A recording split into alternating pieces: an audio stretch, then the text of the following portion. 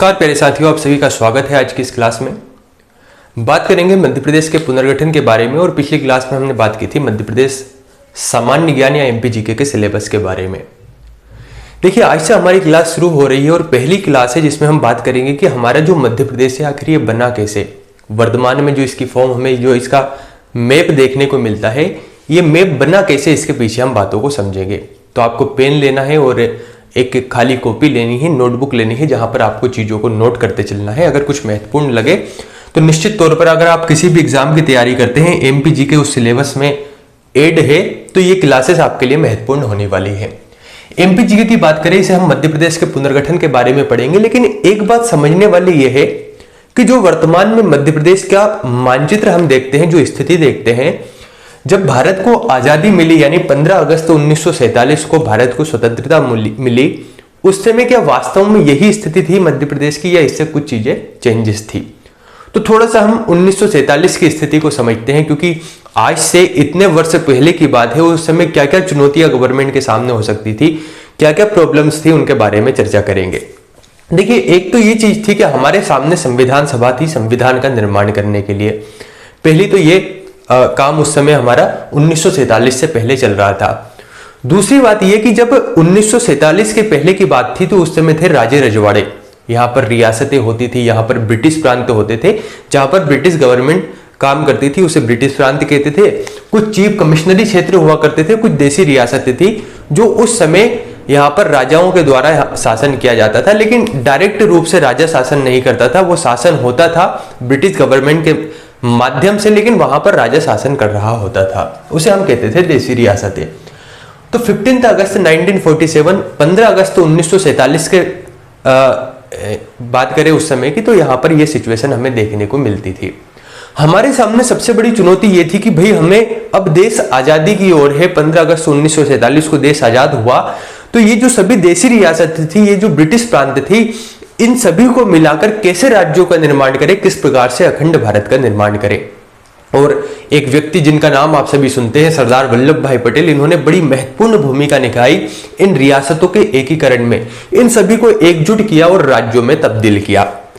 तो 15 अगस्त 1947 को जब भारत आजाद हुआ तो हमारे सामने 3 प्रकार के प्रशासनिक इकाइयां थी। कौन कौन सी? पहली थी ब्रिटिश प्रांत, जहां पर ब्रिटिश गवर्नमेंट डायरेक्ट शासन करती थी, उन्हें हम कहते थे ब्रिटिश प्रांत। एक थी देसी रियासतें, जहां पर राजे रजवाड़े कार्य करते थे, राजाओं के द्वारा शासन किया जाता था, उन्हें हम कहते थे देसी रियासतें। और एक था चीफ कमिश्नरी क्षेत्र। तो सबसे ज्यादा जो प्रांतों की संख्या थी वो थी ब्रिटिश प्रांत, इनकी संख्या सर्वाधिक हमें देखने को मिली। हमने कहा ठीक है, 15 अगस्त 1947 तक हमारे सामने 3 प्रशासनिक इकाई है, कोई दिक्कत नहीं। लेकिन भाई समस्या यह है कि ये जो तीनों क्षेत्र है, इन्हें किस प्रकार से भारत में मिलाकर किस प्रकार से इन्हें एकजुट किया जाए, ये तो एक सबसे बड़ी समस्या है ना। तो सरदार पटेल ने यहां पर महत्वपूर्ण भूमिका निभाई। इन्होंने क्या किया कि 4 राज्यों की श्रेणियां उस समय बनाई गई है ना। 4 राज्यों की श्रेणियां कैसे? यहां पर part A, part B, part C और पार्ट डी के नाम से 4 राज्यों की श्रेणियां बनाई।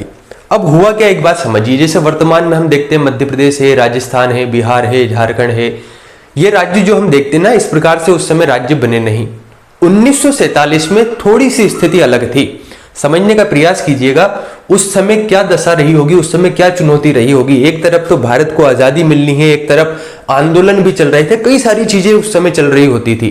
तो कैसे राज्यों का एकीकरण किया जाए उसके बारे में देखा जाए। तो इन्होंने क्या किया कि 4 प्रकार के राज्य बना दिए गए, 4 श्रेणियों के राज्य बनाए। एक श्रेणी बना दी पार्ट ए श्रेणी, एक श्रेणी बनाई पार्ट बी श्रेणी, एक पार्ट सी श्रेणी और एक पार्ट डी श्रेणी। अगर प्रश्न बनता है कि 1947 के समय जब भारत को स्वतंत्रता प्राप्त हुई, उस समय भारत में जो राज्यों का गठन किया गया तो कितनी श्रेणियों के राज्य थे? तो 4 श्रेणियों के राज्य थे, part A, part B, part C और पार्ट डी। तो भाई हमने ठीक है 4 श्रेणी के राज्य बना दिए, लेकिन इन 4 श्रेणियों के राज्यों में किस राज्य को हमें रखना है, ये भी तो समस्या थी ना। तो इन्होंने कहा देखिए सीधा सा काम ये करते हैं कि जो ब्रिटिश प्रांत थे, इन ब्रिटिश प्रांतों को हम रख देते हैं पार्ट ए श्रेणी में। ठीक है, तो हमने ब्रिटिश प्रांतों को उठाया और पार्ट ए श्रेणी के राज्यों में रख दिया। फिर हमने कहा यार देसी रियासतों में कुछ राज्य तो बड़े थे, जिनकी रियासतें बड़ी थी, बड़े भूभाग पर इनका क्षेत्र फैला था। कुछ छोटी रियासतें भी तो थी ना, उनका क्या करना। तो हमने कहा देखिए जो पार्ट बी श्रेणी के राज्य है इसमें रख दीजिए देसी रियासतों को, जो बड़ी वाली देसी रियासतें हैं, और ये जो चीफ कमिश्नरी क्षेत्र हैं इनको और छोटी रियासतों को मिलाकर रख दीजिए पार्ट सी में, कोई समस्या नहीं है। फिर हमने कहा फिर पार्ट डी क्यों बनाई जब सभी श्रेणियां समाप्त हो गई तो अंडमान निकोबार द्वीप समूह जो था इसके लिए अलग से ही पार्ट डी श्रेणी के राज्य को बनाया गया और इसमें अंडमान निकोबार द्वीप समूह को शामिल किया गया। तो जब हम मध्य प्रदेश की स्थिति देखते हैं 1947 के बाद और 1956 के पहले, तो मध्य प्रदेश में यही स्थिति थी कि पार्ट डी श्रेणी के राज्य नहीं दिखेंगे पूरे भारत में। क्यों? क्योंकि यहां पर अंडमान एवं निकोबार द्वीप समूह को पार्ट डी श्रेणी में शामिल किया गया था और सभी श्रेणियों को इन तीनों के अंतर्गत ही शामिल किया था। तो जब आप भारत के मानचित्र का अध्ययन करेंगे 1947 से 1956 तक के जो स्थिति थी उसका वर्णन देखेंगे तो आप देखेंगे कि इन तीनों श्रेणियों में ही राज्यों को यहां पर देखा गया था।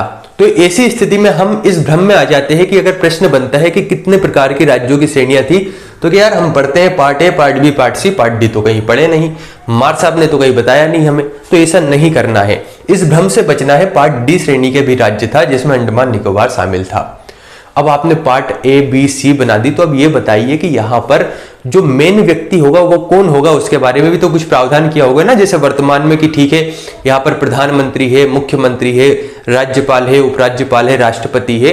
तो इस तरीके से जब आपने ये राज्यों की श्रेणियां बनाई तो इसके प्रमुख कौन होंगे वो भी तो बताओ। तो हमने कहा साहब जो पार्ट ए श्रेणी है यहां पर ब्रिटिश प्रांतों को रखा गया है, तो यहां के जो सबसे प्रमुख व्यक्ति माने जाएंगे वो माने जाएंगे गवर्नर यानी राज्यपाल। ठीक है, तो पार्ट ए श्रेणी में राज्यपाल को मान लिया गया। अब पार्ट बी श्रेणी का क्या करें? तो गवर्नर बोला गया पार्ट ए श्रेणी के राज्यों के प्रमुखों को, तो पार्ट बी श्रेणी के राज्यों के प्रमुखों को बोल दीजिए राज प्रमुख। अब चूंकि पार्ट बी में है देसी रियासतें, अब देसी रियासतें पार्ट सी में भी है, भले ही छोटी देसी रियासतें हैं, तो यहां के जो प्रमुख को बोला जाएगा उन्हें भी राज प्रमुख बोला गया। इस प्रकार से 4 श्रेणियों के राज्य यहां पर बनाए गए और भारत में राज्यों का एकीकरण हुआ। यहां तक की बातें क्लियर है। अब एक बात समझना, 15 अगस्त 1947 को हमने राज्यों का एकीकरण किया, राज्यों को मिलाकर श्रेणियां बना दी, लेकिन हो क्या रहा था जब 1947 की स्थिति थी तो 1947 के पहले भारत में राज्यों के पुनर्गठन की मांग चल रही थी, कई जगह आंदोलन चल रहे थे। उस आंदोलन में मांग ये थी कि भाषा के आधार पर राज्यों का गठन होना चाहिए। जैसे तेलुगु भाषी है तो तेलुगु भाषा का जो क्षेत्र है उसका एक राज्य बना दीजिए, इस प्रकार से राज्यों के गठन की मांग चल रही थी। अब यह भी सरकार के सामने चुनौती थी, अगर भाषा के आधार पर राज्य बने तो कुछ ना कुछ तो चुनौती आएगी ना, क्योंकि राज्यों को बनाने के लिए बहुत सारी चीजों को देखा जाता है, लेकिन भाषा के आधार पर राज्यों की मांग तो उस समय बढ़ रही थी। तो हुआ क्या, 15 अगस्त 1947 के पहले जब बहुत ज्यादा आंदोलन चल रहे थे भाषा के आधार पर राज्यों की मांग को लेकर, तो एक जगह नहीं कई जगह पर यह आंदोलन चल रहे थे। तो गवर्नमेंट ने एक आयोग बनाया, एस के धर आयोग। 1948 में इस आयोग का गठन हुआ। कई बार एग्जाम में यह प्रश्न पूछ लिया जाता है कि एस के धर आयोग का गठन कब हुआ? 1948 में डॉक्टर राजेंद्र प्रसाद के द्वारा इस आयोग का गठन किया गया। इस आयोग ने क्या किया? इस आयोग ने रिसर्च की कि भाषा के आधार पर राज्यों का गठन होना चाहिए या नहीं। अब आंदोलन चल रहे थे तो आयोग का गठन करना भी जरूरी था। तो इसने अपनी समीक्षा दी, इसने अपनी रिपोर्ट दी और रिपोर्ट में कहा कि देखिए अगर आप भाषा के आधार पर राज्यों का गठन करते हैं तो ये ठीक नहीं है। यानी एस के धर आयोग ने भाषा के आधार पर राज्यों के गठन की मांग को मना कर दिया कि नहीं, भाषा के आधार पर तो नहीं होना चाहिए। अब भाई आप एक बार सोचकर देखिए, कोई आंदोलन कर रहा है और आप उनकी मांग को ठुकरा देंगे, है ना। जैसे कि आप मुझसे क्वेश्चन पूछ रहे हो और मैं आपसे क्वेश्चन का जवाब नहीं दूंगा तो आपको भी बुरा लगेगा, आप भी कुछ ना कुछ सोचेंगे कि यार सर ने हमारा जवाब नहीं दिया, तो आपके मन में और विद्रोह का भाव आएगा, या बात कर सकते हैं और आंदोलन या और भी ज्यादा चीजें जानने के लिए आपके मन में भाव आएंगे। ठीक है, ऐसा ही हुआ। एस के धर आयोग जब 1948 में इसने भाषा के आधार पर राज्यों की मांग को मना कर दिया, तो जो आंदोलन करता थे इन्होंने आंदोलन थोड़ा सा तीव्र कर दिया। जब आंदोलन तीव्र हुआ तो फिर से गवर्नमेंट ने एक समिति बनाई और इसने कहा कि जो एस के धर आयोग है इसने जो रिपोर्ट प्रस्तुत की, क्या ये रिपोर्ट सही है, एक बार आप इसकी जांच कीजिए। तो एक समिति बनी, जेवीपी समिति। जैसे यहां पर जवाहरलाल नेहरू, वी से वल्लभ भाई पटेल और पी से पट्टाभी सीतारामैया। प्रश्न आता है जेवीपी समिति के सदस्यों का क्या नाम था? तो जेवीपी से आप बिल्कुल ध्यान रख सकते हैं, जेवीपी, जवाहरलाल नेहरू, वल्लभ भाई पटेल और पट्टाभी सीतारामैया। दिसंबर 1948 में इस समिति का गठन हुआ और इस समिति से ये बोला गया था कि जो एसके धर आयोग ने अपनी समीक्षा दी कि साहब भाषा के आधार पर राज्यों का गठन नहीं हो सकता, तो आप इसकी जांच कीजिए। इस समिति ने जांच करना प्रारंभ किया। अब इस समिति ने जब जांच किया तो इसको भी लगा कि यार इन्होंने रिपोर्ट तो सही दी है, भाषा के आधार पर राज्यों का गठन हो नहीं सकता, क्योंकि इससे कहीं ना कहीं भारत की एकता अखंडता को भी खतरा है और बहुत सारी चीजें प्रशासनिक दृष्टि से भी चीजें उचित नहीं होगी। इस तरीके की बातें जेवीपी समिति ने कहा। अब इस बात सोचकर देखिए, आंदोलन करने वाले आंदोलन कर रहे हैं, इधर जेवीपी समिति ने भी अपनी जांच प्रस्तुत कर दी, इसके धर आयोग ने भी अपना जो रिपोर्ट है वो दे दी और दोनों में भाषा के आधार पर राज्यों के गठन की मांग को मना कर दिया। तो आंदोलनकर्ताओं ने क्या किया, अपना आंदोलन बहुत तीव्र कर दिया। ऐसी स्थिति में हुआ क्या, उस समय था मद्रास प्रांत।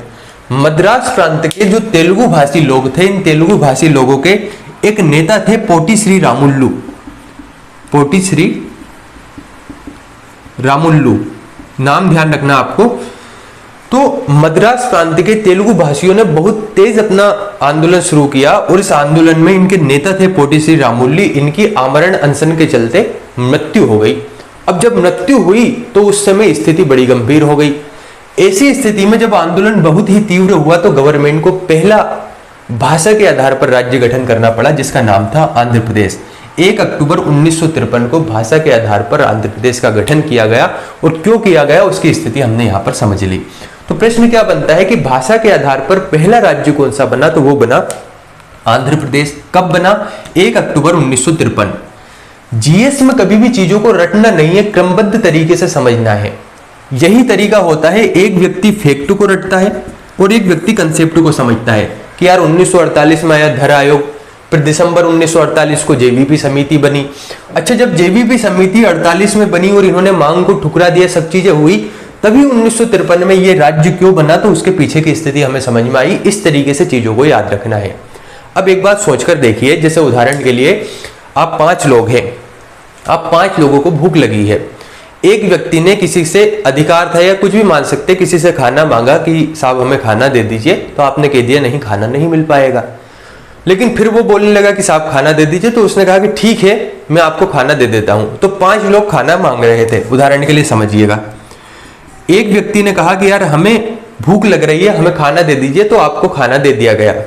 तो जब एक व्यक्ति को दिया और 5 लोग मांग रहे थे, तो ये चारों लोग भी तो कहेंगे ना। फिर अगर मान लेते हैं यहां पर ये धीरे धीरे बोल रहे थे, तो फिर तेज तेज बोलने लगेंगे, यार अब हमें भी दीजिए, आपने इन्हें भी तो दिया। तो ऐसी ही स्थिति यहां पर हुई। जब भाषा के आधार पर आंध्र प्रदेश का गठन कर दिया गया, तो अन्य जो क्षेत्र थे जहां पर भाषा के आधार पर राज्यों के गठन की मांग चल रही थी, उन राज्यों ने भी, उन क्षेत्रों ने भी अपना आंदोलन तीव्र किया। और ऐसी स्थिति में गवर्नमेंट को यहां पर स्टेट रीऑर्गेनाइजेशन कमीशन यानी राज्य पुनर्गठन आयोग का गठन करना पड़ा। और यह गठन हुआ 29 दिसंबर 1953। ये डेट आपको ध्यान रखना है। राज्य पुनर्गठन आयोग का गठन कब किया गया, तो 29 दिसंबर 1953 का इसका गठन किया गया और इसके अध्यक्ष बनाए गए जस्टिस फजल अली। जस्टिस फजल अली इसके अध्यक्ष बने और इसके 2 सदस्य थे, एक थे के.एम. पणिक्कर और एक थे हृदयनाथ कुजरू। जीएस वाले पोर्शन में बात करूं, जब हम पॉलिटी के बारे में चर्चा करेंगे, जब हम भारत के संविधान को पढ़ेंगे, तो पॉलिटी में हम इसे डिटेल में पढ़ेंगे कि राज्य पुनर्गठन आयोग क्या था, किस राज्य को कब बनाया गया। लेकिन अभी इतना ध्यान रख लीजिए, राज्य पुनर्गठन आयोग द स्टेट रीऑर्गेनाइजेशन कमीशन का गठन हुआ 29 दिसंबर 1953 को। जस्टिस फजल अली इसके अध्यक्ष बने, 2 इसके सदस्य थे। इसने अक्टूबर 1955 में अपनी रिपोर्ट प्रस्तुत की। इसने क्या कहा कि सबसे पहले तो आपने जो 4 श्रेणी के राज्य है ना, इन्हें समाप्त कीजिए। इन 4 श्रेणी के राज्यों को समाप्त कर दीजिए। ठीक है, उन्हें समाप्त किया गया।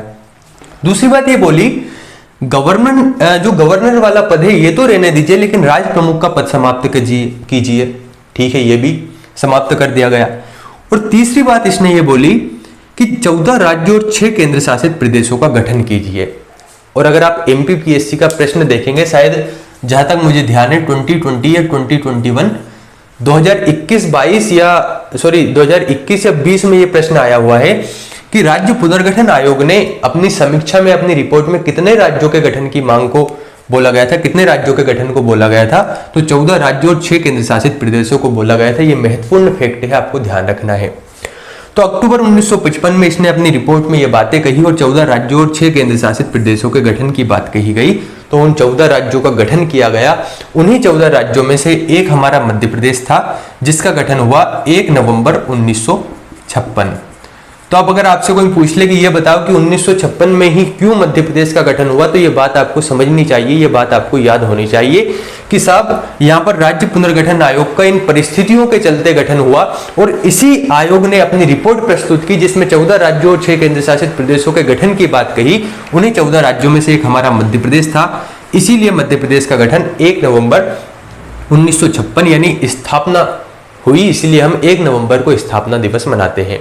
तो आज की क्लास को हम यही विराम देते हैं। अगली क्लास में हम बात करेंगे कि ठीक है, हमने 1947 से 1956 तक की स्थिति देख ली, लेकिन ये जो पार्ट ए, पार्ट बी और पार्ट सी श्रेणी के राज्य मध्य प्रदेश में थे, ये कैसे दिखते थे उसके बारे में हम चर्चा करेंगे। उसके बाद हम 1956 से लेकर वर्तमान की स्थिति को देखेंगे। आज का वीडियो हम यहीं पर रखते हैं। चीजें अच्छी लगी तो चैनल को लाइक सब्सक्राइब करें। बहुत बहुत धन्यवाद।